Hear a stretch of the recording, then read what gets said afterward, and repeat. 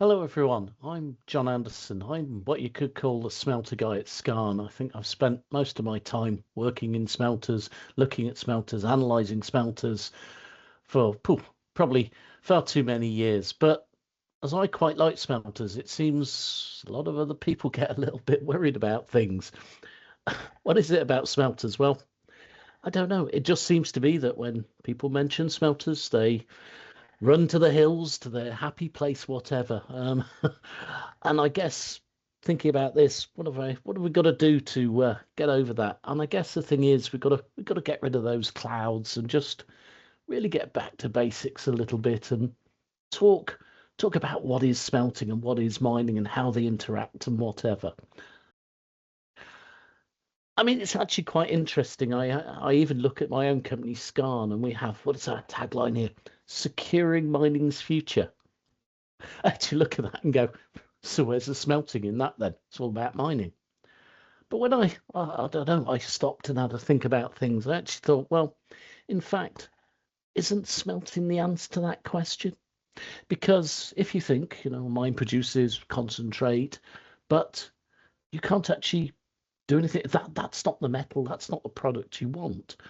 And so you actually have to have smelting to take that product and that concentrate product, and turn it into something that's usable, something that's sellable. So in fact, you really can't have mining without smelting. You obviously can't have smelting without mining either. So as they've both got to interact. Let's have a look in a little more detail. So mines and smelters. It's quite interesting. What exactly is a mine? Well, if you think mining is a minerals processing, it's very much a concentration process.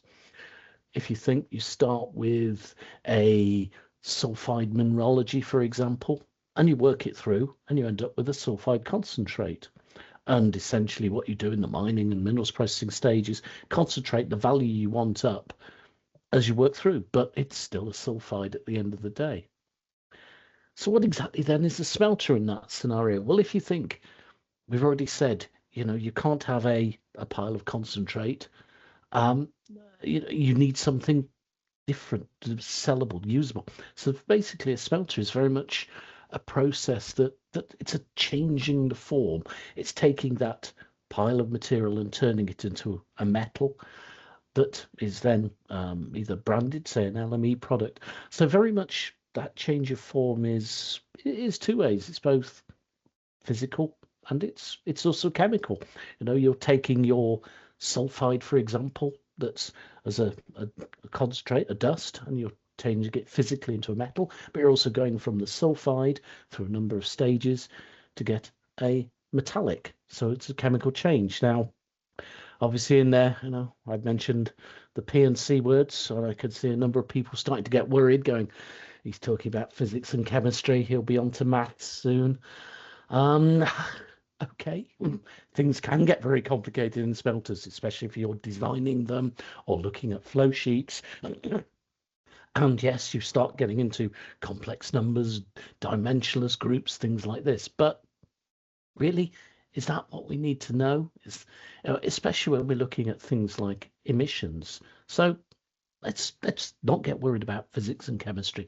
Let's just have a look about what actually do we really need to know about smelting. Well, if you think, what do smelters, how do they do this change of form from physical and chemical state? Well, they can use chemicals, that's hydrometallurgy. They can use electricity, that's electrometallurgy. Or they could use heat, that's pyrometallurgy. And how those are combined together to do this change in physical and chemical form is basically what smelters are. That's basically it. Big but here. In smelting, do not get stuck focusing on one parameter. And what do I mean about that? Well, at the moment, CO2 is the big buzzword. Everyone's focused on CO2, CO2, CO2. So if you think in hydrometallurgy, what happens there? Well, typically you put something into an agitated tank, you concentrate and you react with chemicals and you separate your values into the liquid phase. Now, if you think CO2 emissions for that aren't really very great, you've got a bit of power you need to drive the motors, but at the end of the day, that's about it. So hydrometallurgy is held up as being the big thing, the great savior. That's going to do everything, get the hydrometallurgical process. But unfortunately, it doesn't really work on its own because, as I've already said, you've taken your solid concentrator, you now put your values into the liquid phase. Not many usable metal products are actually liquid. So you've then got to add that to another one of the other things. So, for example, electrometallurgy to do extraction of the metal from that liquid. So again, if you just focus on the CO2 from the hydrometallurgy, you've missed the point because the CO2 from other stages has to be added together. What did I say earlier? It's the mix, how these put together. The other thing is, okay, great. We've extracted our values from the solid into the liquid phase. We've now got a leach residue, a solid residue. Well, if you think there's no CO2 emissions applied to it, it's great. Just problem is those residues can actually be environmentally hazardous. So if you just focus on CO2, you've forgotten about the environmental problem you might have just generated.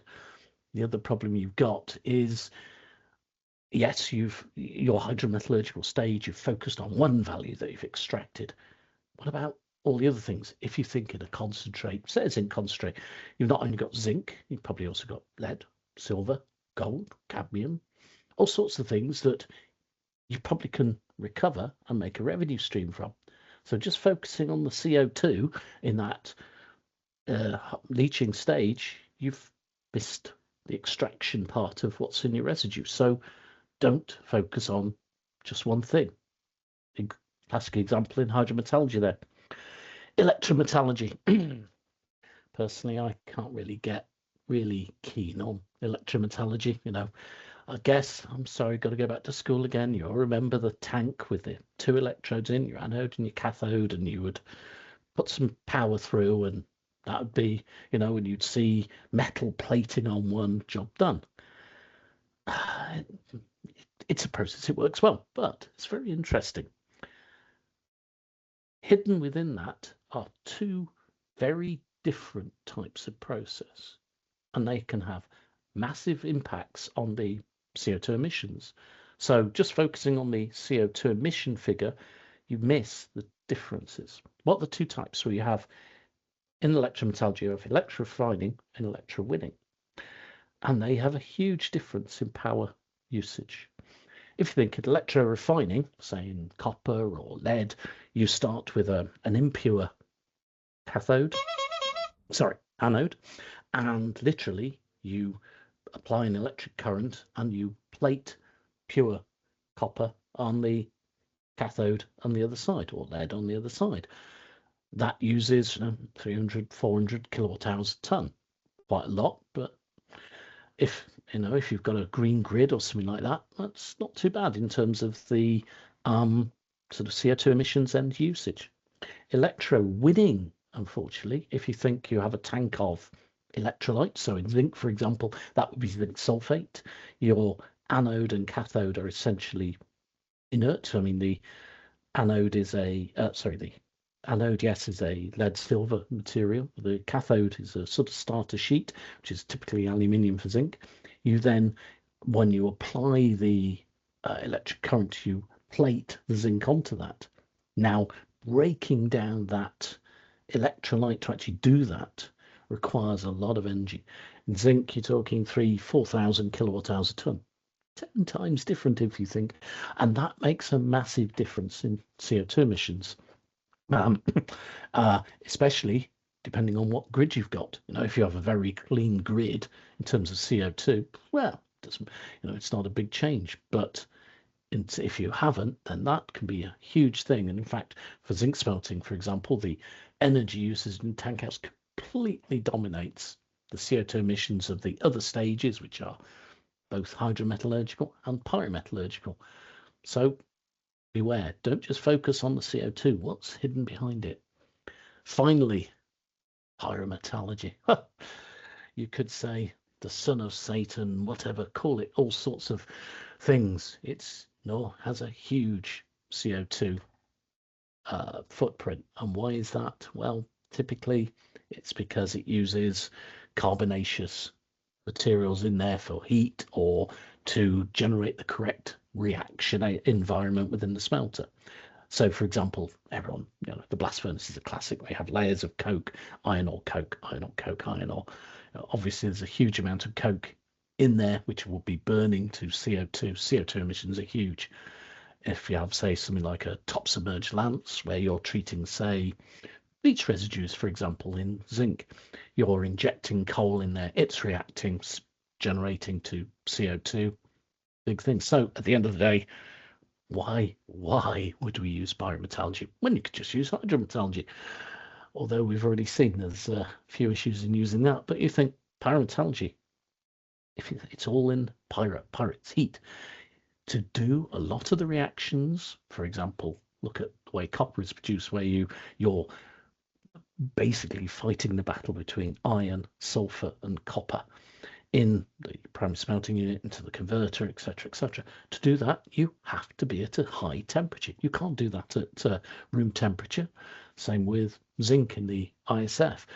Also, in metallurgical processes, you have the ability to do a number of things in one vessel because you have it at the right temperature. So, for example, if you are cleaning up